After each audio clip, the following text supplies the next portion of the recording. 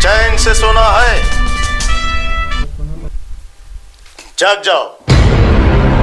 Income tax विभागात नोकरी लावतो असे म्हणत 7 लाखांची फसवणूक केल्याप्रकरणी दोघांवर गुन्हा दाखल। याबाबत मिळालेली अधिक माहिती अशी, यातील फिर्यादी शिवानंद मल्लिकार्जुन हिप्परगे राहणार अहिरवाडी तालुका दक्षिण सोलापूर यातील आरोपीचाच फिर्यादीचा मुलगा मल्लिकार्जुन यास भारत सरकारच्या इन्कम टॅक्स विभागात क्लर्कची नोकरी लावून देतो असे म्हणून क्लर्कचे खोटे आणि बनावट सही शिक्क्याचे कागदपत्र देऊन फिर्यादीचा विश्वास संपादन करून फिर्यादीकडून 7 लाख रुपये रोख रक्कम घेऊन फसवणूक केली आहे। तसेच सदरील प्रकरण कोणाला सांगितल्यास जीवे ठार मारण्याची धमकी दिल्याप्रकरणी यातील फिर्यादीने दिलेल्या फिर्यादीवरून संबंधित आरोपी नामे योगेश नाना सुळे राहणार फाटा सिद्धाचीवाडी माळशिरस सोलापूर आणि निलेश राठोड यांच्या विरोधात फौजदार चावडी पोलीस ठाण्यात गुन्हा दाखल झाला असून संबंधित घटनेचा अधिक तपास पोलीस करत आहेत।